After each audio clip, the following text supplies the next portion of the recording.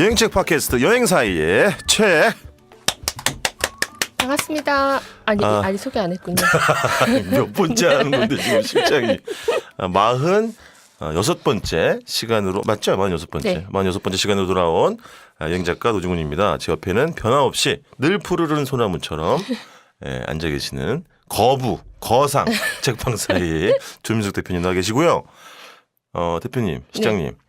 공지사항.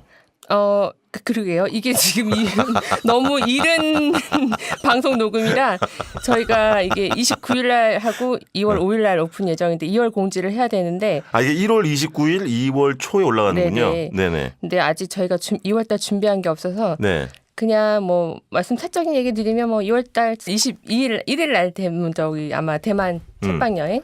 그렇구나. 이번에 진짜 목격이 많이 되셨고 12명이라면서요? 13분. 13명? 네, 네. 아니 장은정 작가는 뭐 죽일 셈이에요. 그거 너무 힘든 일인데. 저희 스텝- 인솔하는 게. 스텝 따라갈 거예요, 수아 씨가. 송수아 씨. 네. 오늘 녹음할 때 송수아 씨 오기로 했는데 왜 안 왔어요? 일이 좀 바빠서 어제 밤을 샜대요. 밤을 샜대요? 네. 아주 뭐 또. 그리고 얼마 전에 저희 막 회의했었잖아요. 네. 여하연 편집장님하고 뭐 작가님하고 앞으로 2월 달 정도에는 그게 좀 가시적인 게 좀 보이지 않을까 싶은 생각이 아직 얘기할 단계는 아닌 것 같고. 그렇죠. 책방 사이의 2019년 대변신 프로젝트. 거대한 변화의 서막. 네, 과연 귀결은 어떻게 될지 잘 모르겠지만 일단 꿈틀은거리고 있다는 거 저희가 나름대로 준비는 열심히 하고 있습니다. 네. 지켜봐 주시면 감사하겠고요. 네. 자, 댓글 읽어드리겠습니다. 팟빵에 올라온 2개밖에 없어요. 자, 방황하는 영혼님, 미국으로 출장 겸 여행을 와서 여행사이의 책 팟캐스트를 듣습니다. 고결하고 건전하지만 위트와 재미가 살아있는 귀한 방송 너무 감사합니다. 오래오래 해주시길. 올해 내에 꼭 작가와 함께하는 여행 프로그램에 참가하고 싶네요. 네, 저희가 정말 작가와 함께 떠나는 프로그램, 여행 프로그램 네네. 준비를 많이 하고 있습니다. 장은정의 대만, 우지경의 핀란드, 또 장준우 작가님, 장준우의 이탈리아, 네, 노중훈의 국내. 네. 네네. 그다음에 또 있어요? 큰일 났네. 모르는 생각이 나요. 네. 어쨌든 여러 네. 가지 프로그램이 준비되어 있으니까 꼭 좀 참여해 보시면 좋겠고요. 사람 루덴스님, 강의 꼭 열어주세요. 꼭 사이에서. 아마 이거는 1월 달부터. 여행 작가 우지경 씨 글쓰기 네네. 수업 말하는 것 같은데 저희 공지를 했죠. 네네. 네, 그래서 열릴 겁니다. 열릴 네. 거고.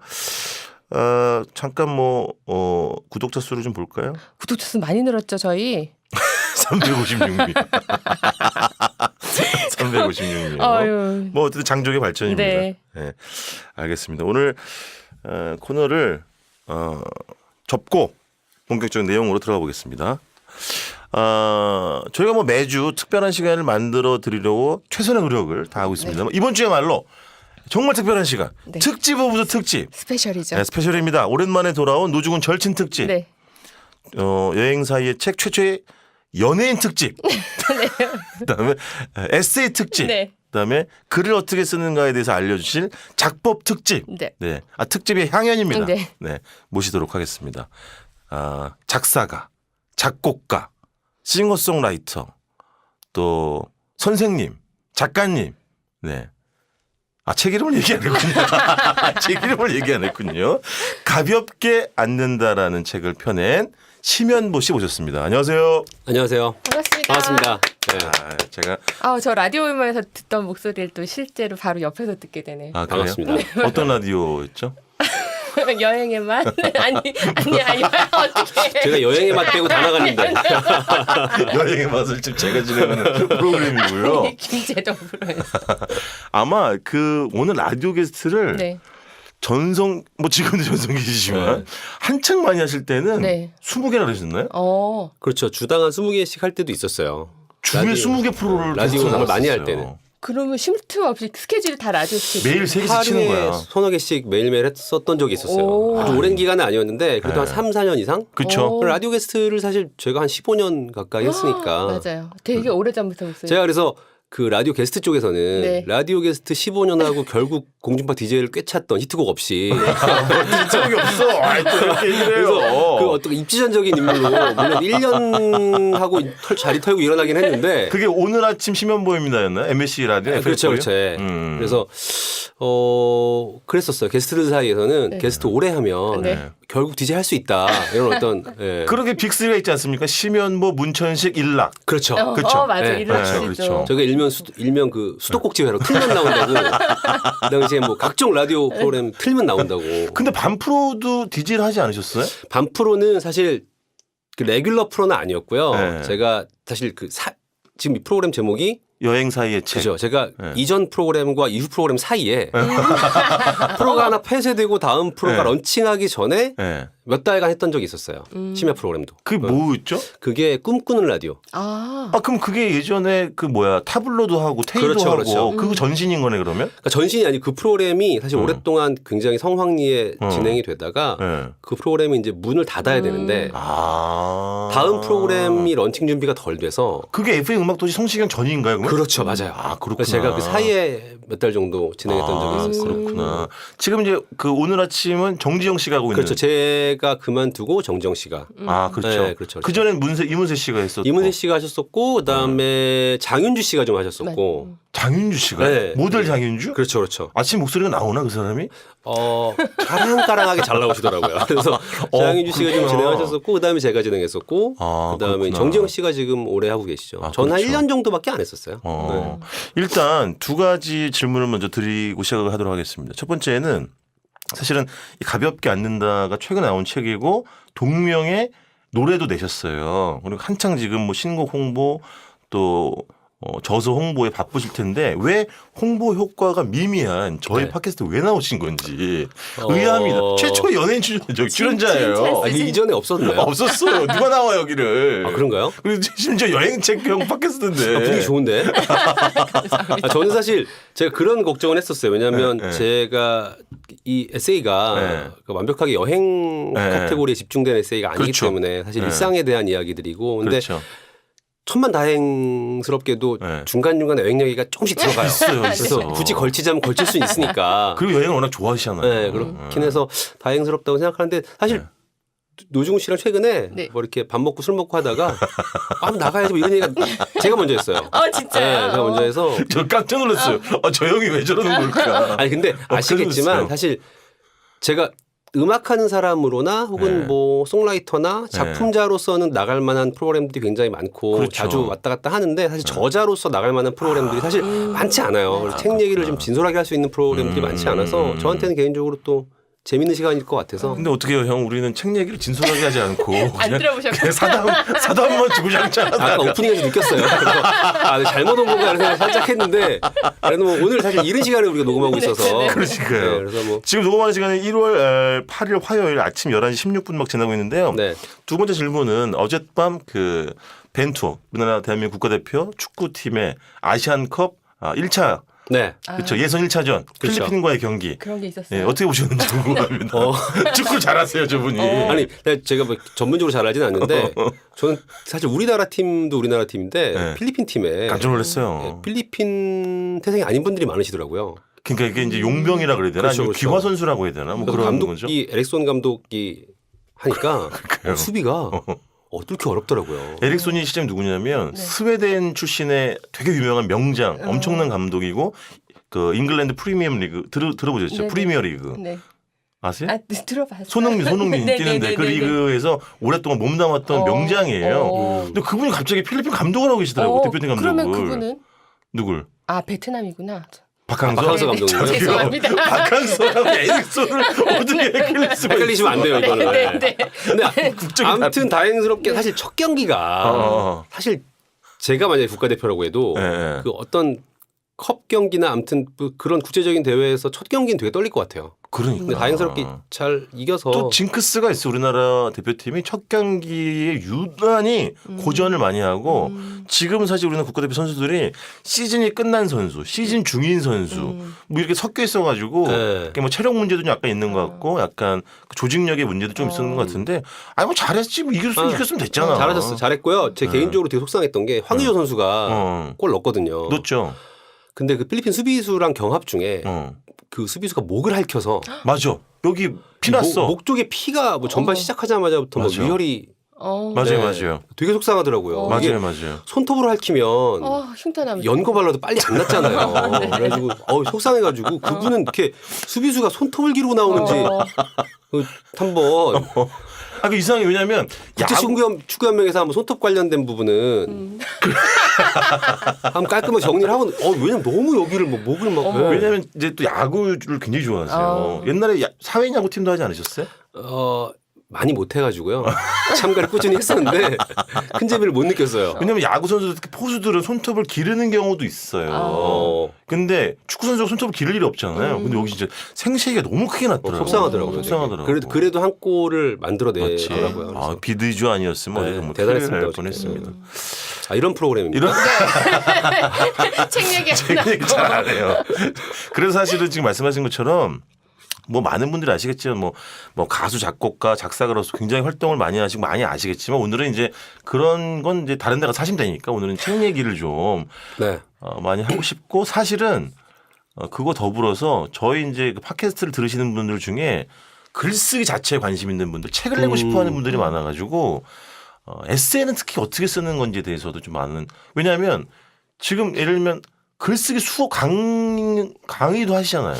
그거는 사실 가사에 국한된 가사에. 작사에 국한된 이야기였어요. 사실 제가 그 싱어송라이팅 관련돼서 송라이팅 관련해서 수업을 좀 하기도 하고 작사법 관련한 수업을 하기도 하는데 사실 제가 일상적인 글쓰기에 대해서 강연을 하거나 수업을 할 정도는 안 되는 것 같고 뭐예요? 무슨 소리 하시는 가사라는 장르는 되게 특화된 장르고 네. 일반 분들이 잘 모르시잖아요. 그렇죠. 그러니까 작사의 세계가 어떤지 잘 모르시니까 그냥 그런 의미에서 가사 같은 경우에는 종종 수업들을 하고 있어요.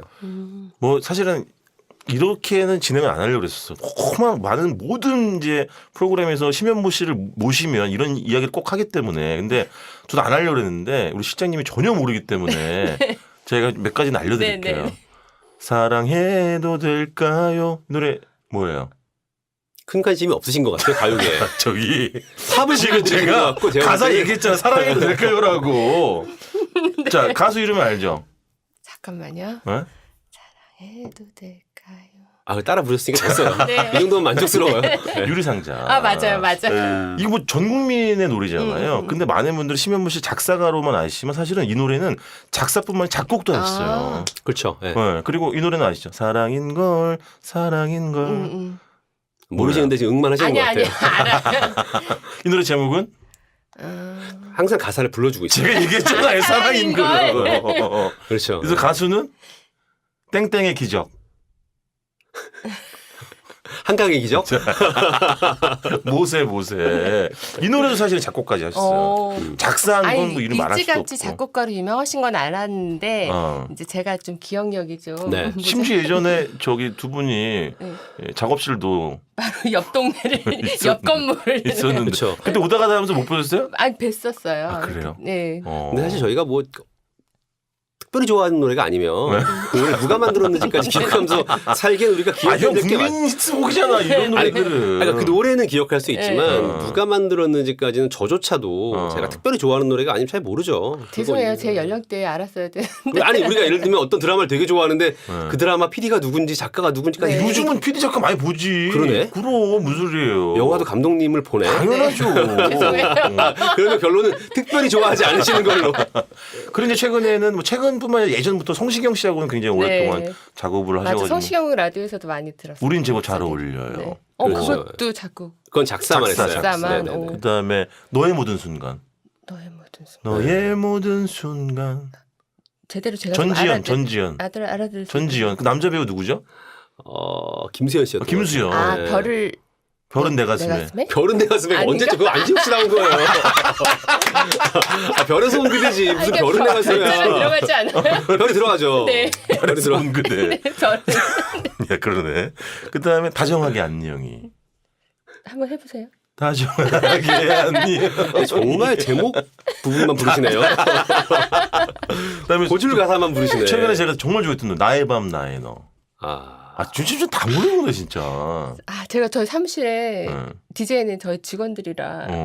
그냥 전 듣는 걸로. 근데 저분이요 그런 것뿐만 아니라 걸그룹하고도 되게 작업 뭐 예를 들면 아니면 어린 친구들하고 되게 작업을 많이 하세요.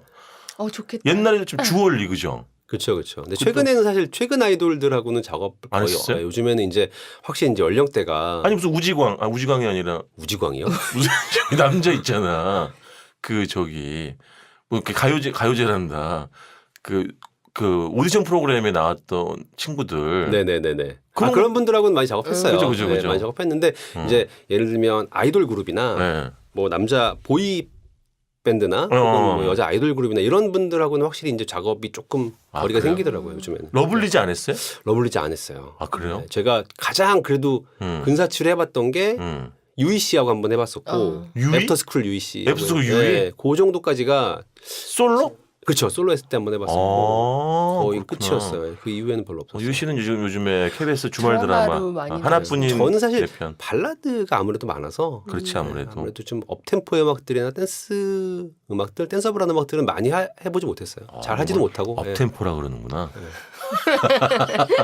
전 이렇게 조용히 듣는 거예요. 근데 어쨌든 제가 사실 개인적으로 이제 친한 형인데 그게 그래도 혹시 몰라가지고 다시 한번 프로필을 검색을 한번 해봤거든요. 근데 제가 예전에 우리가 이런 얘기를 했는지 안 했는지 모르겠는데 유지아 음악경연대 회 그렇죠. 예전에 4회 네네 은상 네네 맞아요. 깜짝 놀랐어요. 내가 몰랐던 거지.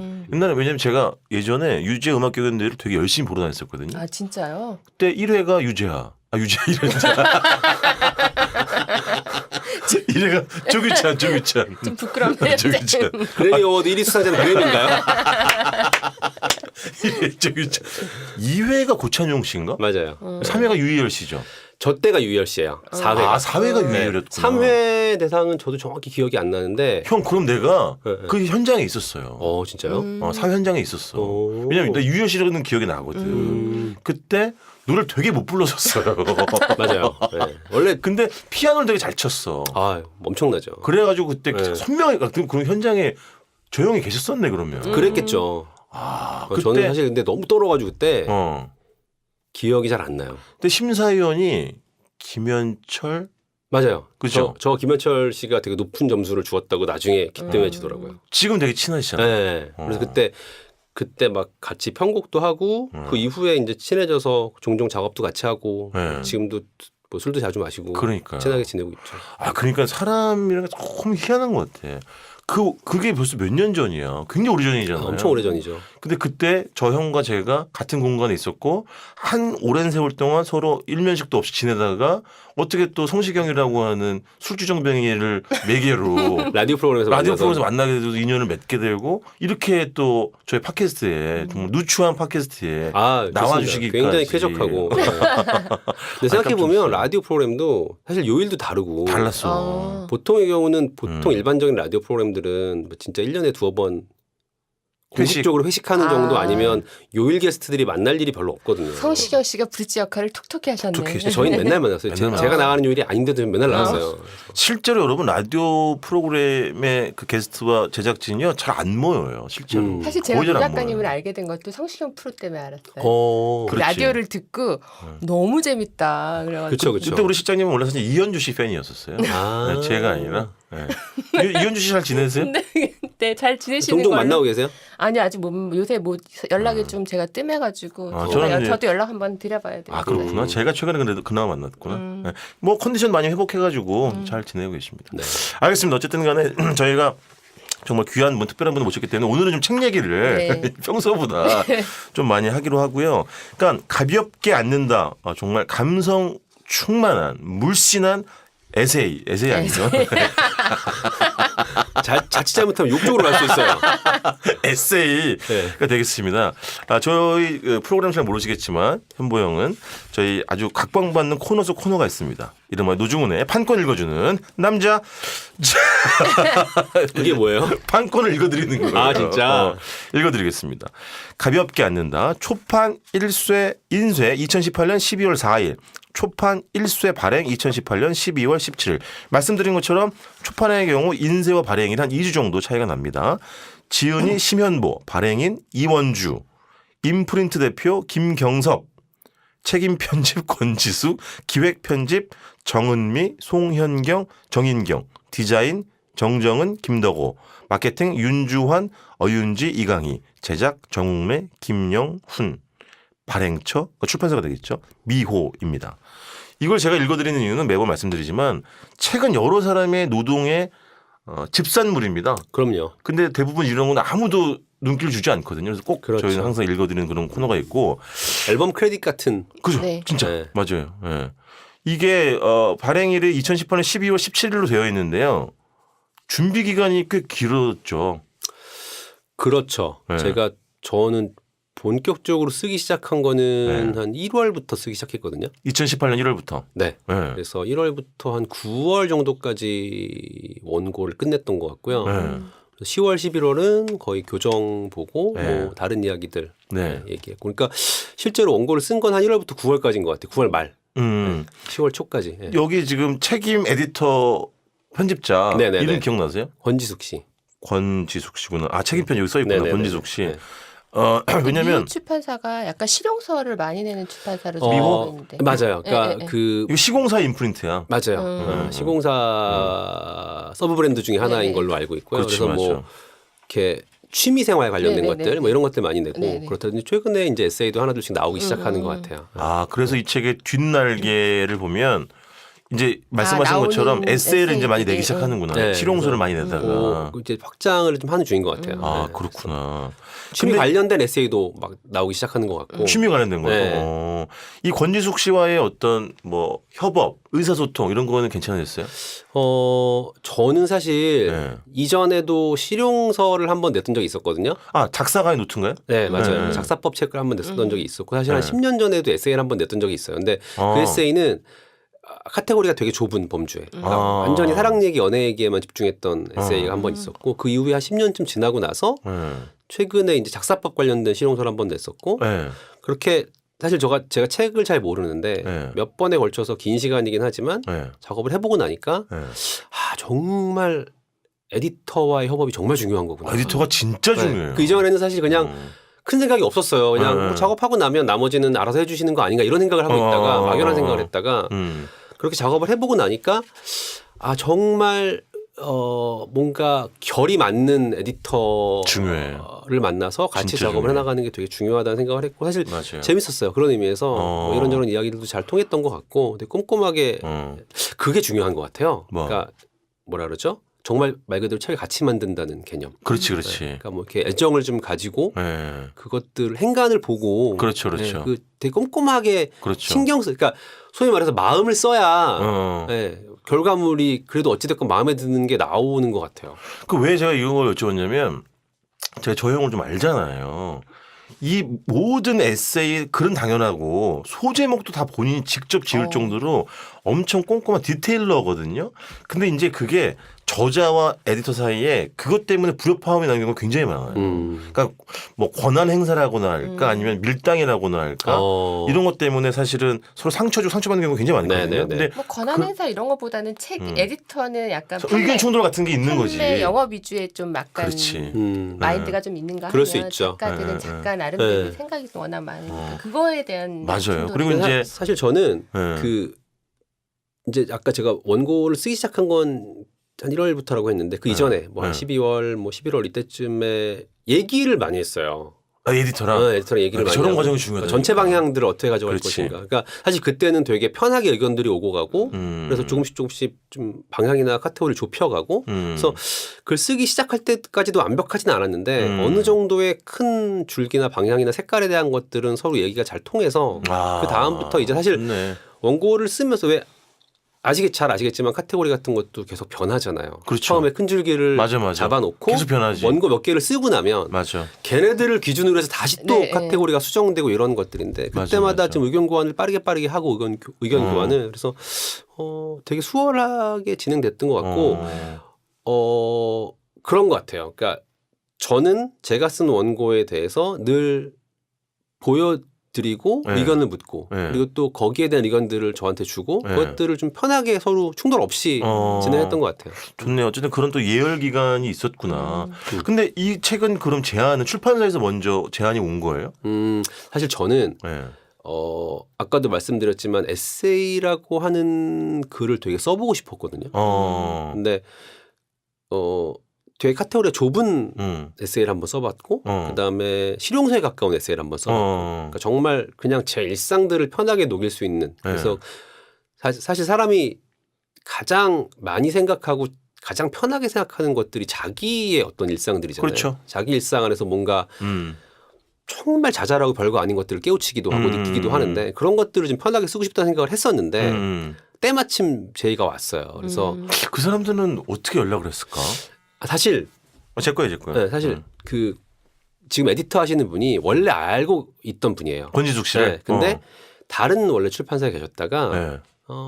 아유 가면서 그냥 미호로 옮기면서 본인이 어떤 그 기획할 수 있는 그렇지. 네, 어떤 그런 게 생겼나 봐요. 그래서 그때 제안이 와서 작업 시작하게 된 거죠. 그래서 이제 사실은 초판 나온 지가 얼마 안 됐는데 벌써 2세가 들어갔다고요. 네네네. 이제는 이미 나오고 있는 걸로 알고 있어요. 네. 혹시 그 초판 얼마나 찍었는지 부수를 아세요? 제가 초판을 5,000부로 알고 있었는데 5,000부? 네, 알고 있었는데 야, 아니요. 대박. 다시 오기 전에 확인했더니 2세 합쳐서 5,000부라고. 아, 그거 대단한 거예요. 1세가 3,000부였다고 하고 2세가 2,000부였던 거죠. 전부 많이 2세를 2,000부 찍는 것도 되게 많은 건데 보통. 아, 그런가요? 보통 1,000단위로 찍어요. 아무리 많이 찍어봤자. 그래서 그 초판에 3,000부 찍는 경우도 요즘 되게 드물고. 그렇군요. 또 2,000부. 그렇구나. 스코어가 되게 좋은 거고. 그래서 이렇게 왔더라고요. 그 뭐라 판매 그러죠? 현황. 감사. 네, 뭐 판매 현황. 네, 그렇지. 그거 분기별로 원래 알려줘야 네, 되거든. 그래서 이번 달 거 이렇게 보내주셨더라고요. 그래서 막 저기 뭐 대형 서점에 네네. 심현보 씨 이렇게 사진이라 그러나 이런 것도 막 걸어두고 그런 거 아니에요? 몇 군데 있는 것 같아요. 그쵸. 저도 가보진 출판사가 또 못했는데. 워낙 또 크니까. 아 여기 시공사 전지국 씨는 뭐 하나? 지금 아니실걸요? 아니죠? 네, 지금은 아마 아니 그죠. 출판사랑 아버지가 관계 독감 없는 많이 걸로. 독감 때문에 힘들어하시죠. 거기까지 하고. 아니 그래서 왜냐면 이제 말씀하시길 이게 일상 에세이라고 볼 수 있는 거잖아요. 근데 그런 부담은 없으셨어요? 이게 너무 어떻게 보면 자잘한 이야기일 수도 있고 너무 그렇죠. 개인적인 그렇죠. 이야기인데 이거를 이렇게 펼쳐 보인다는 게 좀 쑥스럽기도 하고 부담도 있을 법도 하잖아요. 그런 면이 있는 것 같아요. 그쵸. 그래서 사실 에세이를 쓰시는 분들도 네. 저도 사실 뭐 제가 독서를 많이 하고 뭐 독서량이 많은 편은 아니지만 네. 사실 에세이도 제가 즐겨 읽는 장르 중에 하나거든요. 근데 그렇게 에세이를 쓰시는 분들도 조금씩 결이 다르신 것 같아요. 다르지. 그래서 본인의 일상을 정말 다 꺼내어 놓고 쓰시는 분들도 계시고 네. 일상은 그냥 어떤 매개 정도로 사용을 하고 사유에 대해서 좀 더 많이 할애를 하시는 분들도 계시고 심 작가님 어느 쪽입니까 그러면? 저는 후자 쪽에 가까운 것 같아요. 아 매개로 하고 그러니까 여기서 이제 생각을 넓혀가고. 그래서 일상을 그대로 녹여내는 형태의 에세이를 선호하시는 분들이 계시고 또 그냥 그 일상은 그냥 매개로 활용을 하고 거기서 확장된 생각들 뭐 이런 것들을 풀어내는 쪽이 있는데 저는 아마도 후자에 가까운 쪽인 것 같아요. 그래서 사실 뭐랄까요 에세이는 그런 면에서 부담은 돼요. 그러니까. 내 걸 얼마큼 꺼내놔야 되지. 그러니까. 그리고 또 에세이라는 게 제가 책에도 그런 내용들이 좀 나오는데 이니셜이 등장합니다. 그렇죠. 네. 누가 봐도 하림인데. 특정 H라고 누가 봐도 하림인데. 특정인을 언급해야 되는 왜냐하면 제 일상에 그가 들어와 있으니까. 그렇지. 그래서 같이 뭘 했는데 쓰긴 써야 되겠는데 그의 의사를 제가 일일이 물어보고 쓰는 것도 좀 맞아요. 좀 그렇잖아요. 그렇지 그래서 맞아. 그래서 그러면 읽으시면 누군지 뻔히 아시겠지만 나는 나의 손을 지키자. H 그렇게 가게 되더라고요. 누가 봐도 알 수 있는 발라드 가수 S는 S로 가자 이렇게. 근데 그런 거를 또 그런 어떤 뭐랄까요 말하자면 스크린 없이 그대로 다 실명을 거론하고 사실 그게 어찌 보면 또 리얼리티라고 하나요? 정말 또 각 가깝게 느껴질 수도 있는데 그렇지. 저는 그냥 나름대로 그게 제 선이었던 것 같아요. 근데 이 가볍게 앉는다라는 제목 노래 제목이기도 하잖아요. 네, 맞아요. 어떻게 지으셨어요? 사실 에세이를 쓰기 시작하기 전부터 잡아놓은 제목이 가지고 있던 제목이에요. 그러니까 이걸로 쓸래라고 마음을 먹고 있었고 근데 다행스럽게도 에디터분이나 그러니까 출판사 쪽에서 그것에 대해서 동의를 해주셔서 끝까지 고민을 좀 하긴 했는데 근데 그거 아시죠? 저자가 정해놓은 제목은 거의 안 쓰여요. 사실은. 그렇다고 하더라고요. 진짜 이거 드문 케이스예요. 그래서 제가 끝까지 저희도 안이 몇 개 왔다 갔다 했었는데 근데 탈락한 건 뭐가 있어요? 몇 개 있어요. 있어요? 몇 개 있었는데 소제목 중에 나온 것도 있었고 네, 그래서 사실 저도 제목은 잘 모르겠어요. 그러니까 왜? 그러니까 어떤 게 맞는 건지. 그러니까 예를 정답은 들면 없지. 말씀하시는 것처럼 사실 영화 같은 경우도 그렇잖아요. 그러니까 실제 제목이 변화하는 경우들이 많고 심지어 뭐 수입 영화인데 원문 제목과 전혀 국내 완전 개봉 다르지. 제목이 완전 다르기도 하고 그렇죠. 또 실제로 뭐 감독이 원래 가지고 있던 생각과 전혀 다른 제목이 붙기도 하고 이런 식인데 맞아. 책도 그렇긴 한 것 같아요. 근데 저는 그냥 제가 썼던 글들을 가장 잘 대변할 수 있는 제목이라고 생각을 했고 그러니까 어떤 약간 너무 무겁지 않았으면 좋겠다 이런 느낌으로 지으신 제목인 건가요? 그러니까 사람들이 자기 일상을 대하는 태도가 있잖아요. 근데 우리가 그렇죠. 편하게 보통 그런 얘기 많이 해요. 그러니까 뭐 이렇게 너무 아등바등하게 살지 않았으면 좋겠어. 뭐 이런 얘기도 많이 하고 또 반대쪽에서는 야 놔야 돼. 그렇지. 비우는 게 좋은 거야. 뭐 이런 얘기를 하는데 그렇지. 저는 양편 다 되게 어렵다고 생각하거든요. 더 어렵지. 네, 그러니까 사실 그게 마치 보통의 사람들은 어떻게 살까? 저는 어떨까 생각해봤어요. 저는 잘 못 놔요. 비우면 편안해지고 놔버리면 좋다고 하는데 저는 놓으면 불안해요. 저도 약간 그런 거예요. 그리고 또 너무 막 치이고 막 다 짊어지고 살면 그것도 너무 힘든 거예요. 너무 그래서 이렇게 꽉 잡거나 질척질척대는 스타일이 아니신데. 그러니까 생각만 많은 거예요. 그래서 사실 그냥 내가 어떻지를 생각해봤을 때 저는 왜 이렇게 뭐랄까요? 적당히 왜 이렇게 우리가 계란을 깨지지 않을 왠지 정도로 어떤 느낌이냐 가볍게 토닥토닥 그냥 그렇게 그냥 이런 느낌. 들고 있는 거 있잖아. 이거를 놔야 되면 놓을 거고 내가 쥐어야 되면 쥘 건데 그냥 겁이 많은 사람들의 특징이기도 한 것 같고 근데 보통 일상을 사는 사람들이 그렇지 않을까? 왜 되게 좋아하는 사람과의 관계가 무너지려고 할 때 아니야 난 이 사람 필요 없는 것 같아. 툭 이럴 수 있는 사람이 과연 얼마나 될까? 그래서 적당한 거리에서 이 일이 어떻게 진행될지 눈치도 좀 보고 반응도 좀 해보고 보통 그렇게 살지 않나? 뭐 이런 생각에서 출발했던 것 같아요. 지금 이제 실장님 지금 뭐 방송 시작 우리 녹음한 지가 30분 지났는데 어떤 사람인지 알겠죠? 네. 저렇게 결이 엄청 섬세한 사람인 거예요. 그러니까 이 책을 이제 물론 실장님 안 읽으셨겠지만 책 팟캐스트한테 책을 전혀 안 읽는 분이시거든요. 지금 저랑 얘기해서 눈빛이 네, 오늘 중을 읽으리 뭐 이런.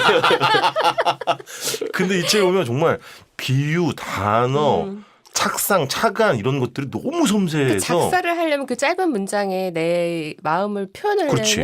되게 섬세해야 될 것 같아요. 그런 표현들이.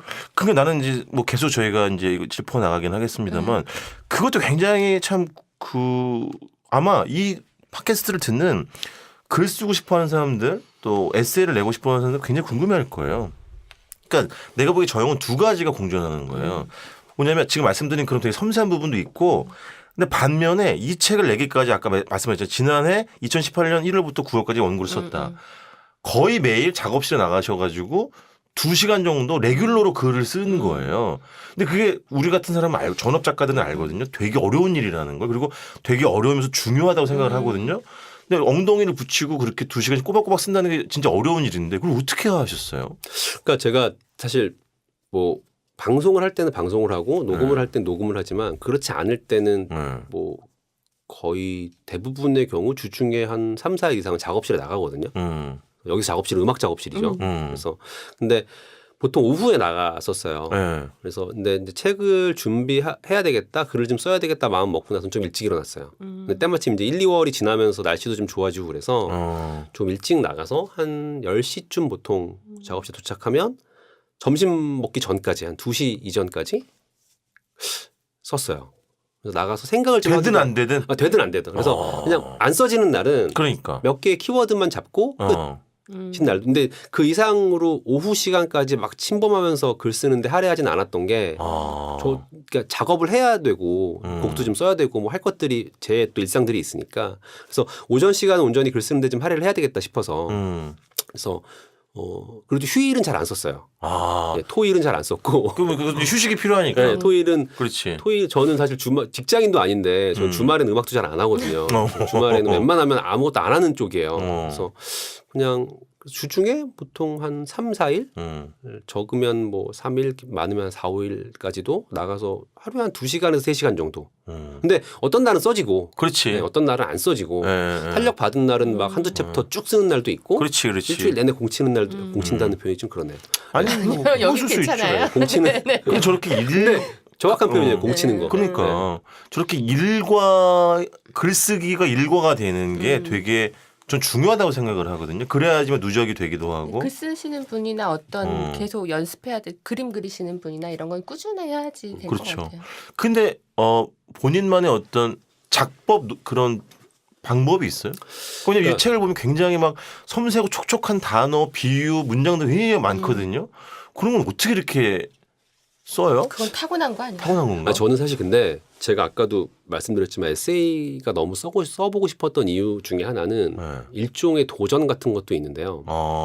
사실 제가 뭐 일로 시작해서 지금까지 전업으로 거의 20년 가까이 15년 넘게 하고 있는 일이 가사를 쓰는 일이잖아요. 그렇죠. 물론 곡도 쓰긴 하지만 근데 사실 가사는 굉장히 특화된 글쓰기예요. 그리고 사실 우리가 눈으로 읽는다기보다는 귀로 듣는 글이거든요. 그렇지. 그래서 좀 그렇지. 다른 글쓰기인 것 같아요. 그리고 또 하나 중요한 게 분량이 굉장히 짧아요. 짧지. 네. 그래서 사실 에세이는 기본적으로 어느 정도의 분량을 소화해야 되잖아요. 그러니까 이야기를 어찌됐건 꾸려내야 되는데 그렇지. 그게 너무 해보고 싶기도 하고 너무 어렵기도 했어요. 그래서 에세이는 처음에 한 챕터, 두 챕터 쓰기가 쉽지 않더라고요. 너무 빨리 끝나는 거예요, 글이. 저는 좀 더 호흡이 긴 글을 쓰고 싶은데 너무 빨리빨리 끝나고 난 할 얘기 다 했는데 그게 몸에 배어 있어서 그랬나 그런 보다. 느낌이 되더라고요. 그래서 처음에 한 1, 2월 달에는 그 톤을 잡는다고 하죠. 근데 그렇죠. 톤을 잡는 게 되게 오래 걸렸고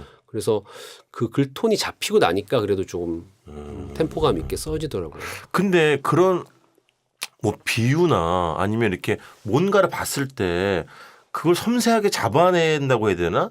포착해야 된다고 그러나? 그런 눈과 마음은 조금 타고난 성격의 영향이겠지?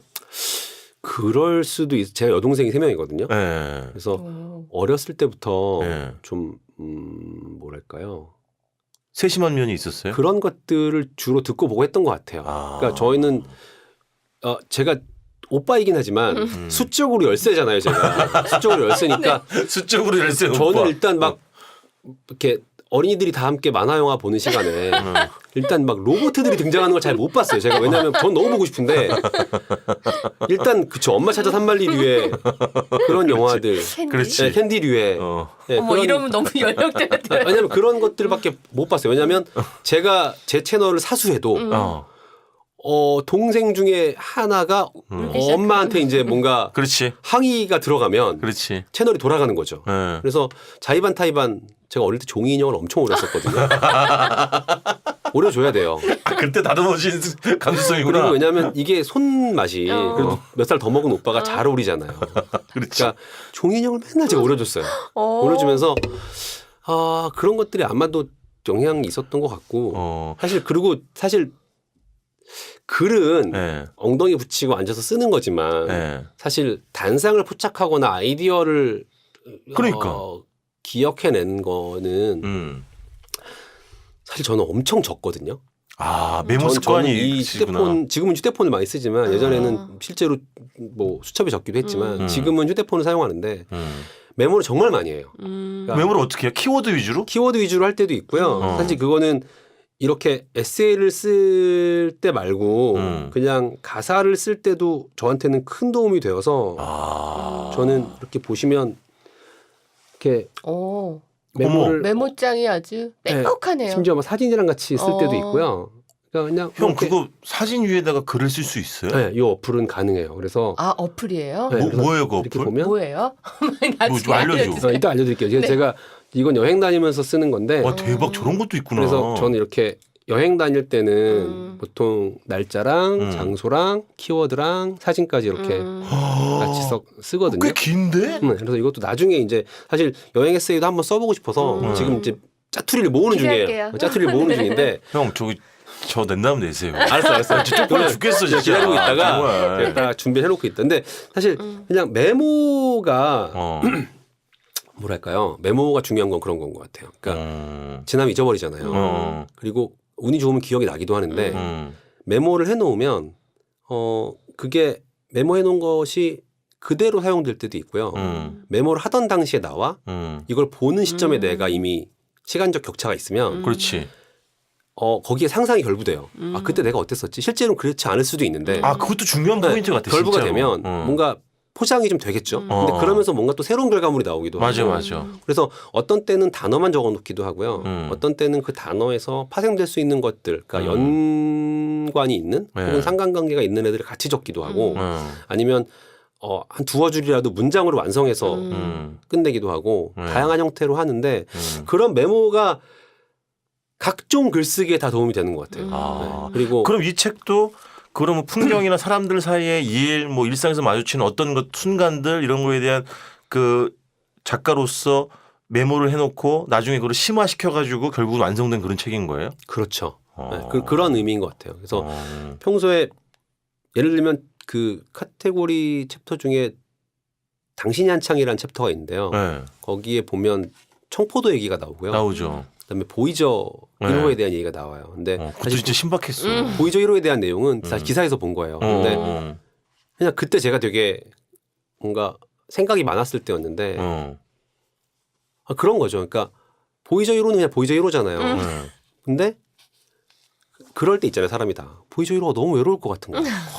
그러니까 보이저 1호는 그렇죠. 보이저 1호는 우리가 가늠할 수 없고 상상할 수 없는 곳에 혼자 있어요. 그렇죠. 영화 제목이 뭐였지? 그 영화 있잖아요. 우주. 뭐. 인터스텔라. 네네네. 네. 아무튼 걔는 계속 가고 있어요. 어딘가로. 근데 그 장면이 머릿속으로 딱 떠오르면서 걔 되게 외롭겠다. 아니 왜냐면 전 그런 생각하면 되게 무섭다. 그럴 수도 있어요. 그럴 수도 네, 있지. 왜냐면 되게 진짜 고독한 존재잖아요. 그러니까 그런 마음의 결은 어디서 오는 걸까? 왜냐면 저는 그걸 봐도 그렇구나. 몇 년 후면은 수명에 닿아겠구나. 뭐 전송은 잘하고 있나 사실? 부식되려나? 막 이러면서. 이런 거거든요. 그러니까 저런 마음의 결은 어떻게 오는 걸까? 그리고 또 하나는 여기 보면 계속 제가 이제 앞으로 또 말씀을 드리겠지만 좀 주옥 같은 그런 막 직유, 은유, 비유 이런 문장들이 나오거든요. 표현력들이 나오거든요. 그럼 그건 어떻게 그런 단어나 표현 이런 뭐 비유 이런 것들은 어디서 길어 올리시는 거예요? 막 계속 세심하게 다듬는 거야? 아니 그것도 뭐 좋은 게 떠오르면 막 적어놓고 뭐 이러는 거예요? 어떻게 하는 거예요? 가사를 쓰면요. 네. 아까도 제가 분량이 짧은 글이라고 얘기했는데 네. 가사를 써보면 일반적으로 작사라는 장르에 대해서 네. 그러니까 가사 쓰기라는 장르에 대해서 조금 수월하게 쉽게 생각하고 진입을 하시는 분들도 네. 가장 먼저 막히는 부분이 수정이에요. 어. 그러니까 가사는 클라이언트가 존재하는 글이거든요. 그렇지 명확하게. 네. 그리고 내 마음에 드는 건 별로 중요하지가 않아요. 왜냐하면 이 가사를 나에게 의뢰한 사람 가수일 수도 있고 그렇지. 혹은 작곡가일 수도 있고 프로듀서일 수도 있죠. 그러니까 내가 내 마음에 드는 거가 첫 번째이긴 하지만 내가 내 가사가 아무리 좋아도 의뢰한 사람의 마음에 들지 않으면 걔는 사용할 그렇지. 수 없는 거거든요. 그러면 제일 먼저 부딪히는 게 수정이거든요. 그러니까 끊임없이 고쳐야 돼요. 가사는 어쩔 수가 없어요. 짧은 글이기 때문에 그리고 노래로 불려지기 때문에 막 그 행간 조사 하나 종결어미 하나 때문에 진짜 힘들겠다. 그랬다로 끝나는 것과 그렇지. 그랬어로 끝나는 것과 완전 다르지. 그랬지로 끝나는 게 너무 다른 거예요. 그랬나 봐로 끝나는 것과 그렇죠. 네. 그랬잖아로 끝나는 것과 그렇죠. 그러니까 너무 다르니까 그런 어떤 미세하고 정말 자질구레한 수정이 몸에 배 있긴 한 것 같아요. 아 그게 훈련이 됐구나. 네, 그래서 사실 아까도 말씀드렸지만 쓰면서 계속 고쳐야 되는 거. 그래서 막 9월 달까지 원고를 쓰고 나서도 10월, 11월에 교정 보면서도 예를 들면 이런 거죠. 원래 없던 표현이 나중에 들어가기도 하고 원래는 그냥 풀어놓은 문장인데 거기에 수사가 들어가기도 하고 뭐 이런 식이었던 것 같아요. 그래서 쓸 땐 잘 못 느끼는데 쓰고 나서 바뀌는 부분도 있고 근데 아무튼 그런 수정에 대한 것들은 글 쓰면서 사실 엄청 귀찮은 부분이기도 하고 그렇지. 하지만 제일 중요한 부분이야 네, 사실은. 그리고 하고 나서 글이 좋아지면 굉장히 뿌듯한 근데 또 잘 모르겠기도 하고 네. 어려운 부분이긴 한 것 같은데 그게 글 쓰면서 제일 힘들기도 하고 재밌기도 하고 근데 그렇게 많은 게 보이세요? 잘 안 보이죠. 아니 예를 들면 이렇게 또 얘기하지만 여기 책에 보면 이제 되게 좋아하는 몇 가지가 나와요. 맥주, 목욕, 달, 공원 벤치에서 뭐 이렇게 사람들 쳐다보는 거 이거 되게 좋아한다고 나오거든요. 제 삶을 관통하는 키워드 중에 하나예요. 그러니까 네. 근데 그런 왜냐면 공원에 앉아 있으면 저는 아씨 추워 씨 아니 이런. 그걸 쓰셔도 되는 거잖아. 그치, 물론 다른 그렇지. 다른 감성이니까. 근데 이제 어. 저 형은 여러 아주 그냥 미세하고 섬세한 결들이 보이는 거죠 눈에. 두 분의 결이 틀린 거지. 그게 그치. 좋고 좋고 나쁘다는 나쁘게- 아는 건. 그치. 사실은 진짜 얘기 잘했어. 왜냐면 이 책을 관통하는 가장 중요한 주제 중에 하나도 틀리고 나쁜 게 아니다. 네. 잘못된 게 아니고 좋고 그냥 선호 취향의 네, 문제일 네. 뿐이라는 얘기가 되게 많이 나오거든요. 맞아요. 근데 어쨌든 그러니까 그런 게 아니라 제가 물어보는 건 신기한 거야. 독자 서로 입장에서 다른 신기하고 시선이. 동생 입장에서 굉장히 신기한 거야. 저 사람은 어떻게 저런 게 보일까? 그러니까 제가 지금 노중 씨 얘기하는 게 제가 이 에세이를 쓰고 나서 혹은 쓰면서 혹은 쓰기 전에 생각했던 가장 중요한 지점이거든요. 제가 서문에도 쓰고 사실 엔딩에도 썼는데 제 얘기잖아요. 그렇지. 그러니까 사실 공감이라는 건 이런 거죠. 그러니까 그 사람이 나와 너무 흡사해서 공감하기도 하지만 너무 달라서 공감하기도 하거든요. 왜냐하면 이 사람은 이러네. 나는 어떻지? 라고 생각해 보면서 그러니까 그냥 이 에세이를 쓰면서 제가 생각했던 게 그거였어요. 그러니까 나는 이런 것들을 되게 잘 쓰는구나. 예를 들면 중요하다고 생각하고 중요하다, 예를 그치. 들면 의미 있다고 생각하는데 누군가에겐 그게 아무 의미 없을 수도 있잖아요. 그렇지. 그러면 그 사람은 이 글을 읽으면서 본인에게 중요한 건 뭐고 본인에게 의미 있는 건 뭐지를 생각해 볼 수 있으면 그럼 이 글은 나에게 내가 쓴 의미가 너무도 분명하게 있는 거다. 뭐 이런 생각을 하면서 쓰기 시작했거든요. 그러니까 사실 누군가에겐 정말 아무것도 아닌 거잖아요. 그게 무슨 큰 의미가 있겠어요. 제가 공원 벤치에 앉아가지고 바람이 어디로 부는지 이렇게 생각하는 게 무슨 의미가 있겠어요. 근데 그럴 수 있죠. 나는 왜 공원 벤치 안 좋아하지? 아니면 지금 중훈 씨 얘기처럼 나는 공원 벤치 안 치면 이런 생각만 하는데 그럼 그거 자체가 난 컵라면을 먹어야 되나? 그렇죠. 뭐 우동을 먹어야 되나? 그렇죠. 이 생각을 하고 있어요. 저는 우선 컵라면을 먹어야 되나 또 벤치 앉아 그런 거를 글로 옮기는 것 자체가 신기해요. 실장님 입장에서 또 그렇구나. 그렇죠. 아. 그런 내 생각들을 글로 정리해서 옮기는 것 자체가 우선 두 분 다 신기한 좀 부러운 부분이. 그런 거군요. 그러니까 이 책이 어떤 뭐라고 할까 순방향이라고 할까 그런 거는 심연보라는 사람이 나의 취향과 나의 선호는 이렇다고 이렇게 소박하게 고백을 하고 그럼 당신은 뭘 좋아하는지 한번 생각해 보세요. 뭐 이런 거군요. 완전히 맞아요. 그거예요. 사실 이 그렇구나. 에세이를 처음 쓸 때 그런 생각을 하면서 썼거든요. 그러니까 저한테도 너무 제가 이런 취향 관련된 혹은 일상 관련된 에세이를 너무 쓰고 싶었던 이유는 네. 저조차도 내가 좋아하는 것들이 있고 내가 의미 있다고 생각하는 것들이 있는데 네.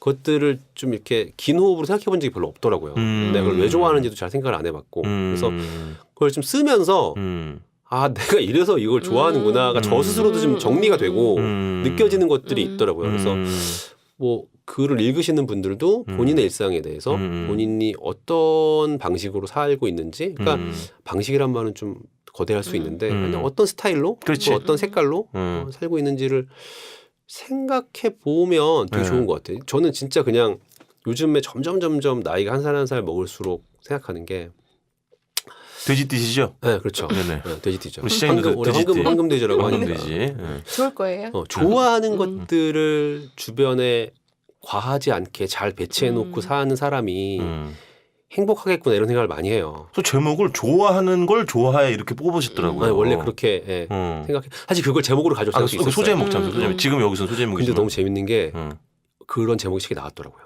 좋아하는 걸 좋아해. 네. 그렇구나. 이 책 나오고 또 얼마 있다가 어머, 그래서 어머.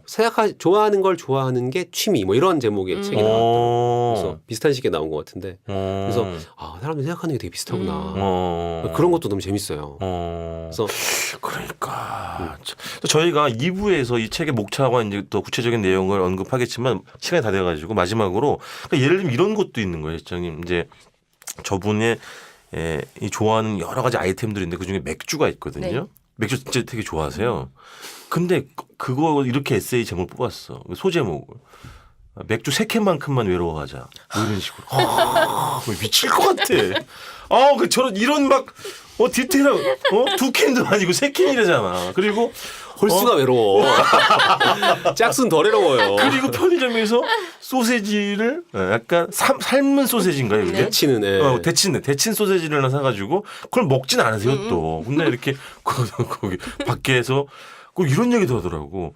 서서 먹는 맥주, 앉아서 먹는 맥주와 걸어가면서 먹는 맥주 또 맛이 다르대요. 걸어가면서 또 많이 드세요. 나는 종종 있어요. 나는 한 번도 저는 느껴본 적이 종종 없거든.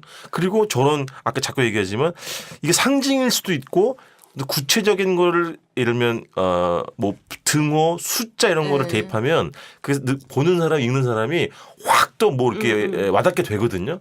맥주 3캔. 그러니까 맥주 마시는 건 뭐 외로운 날 맥주를 마시자가 아니라 맥주 3캔만큼만 외로워하자면 훨씬 구체성을 띠거든요. 그러니까 그런 거에 엄청 강하신 것 같아.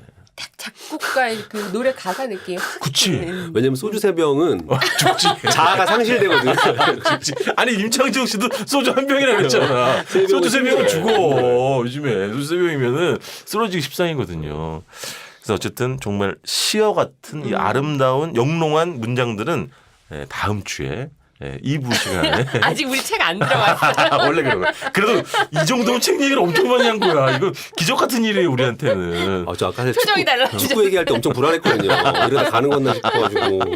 어쨌든 여행책 팟캐스트 여행 사이의 책 46번째 시간. 자꾸 나이 물어보는 것 같아가지고.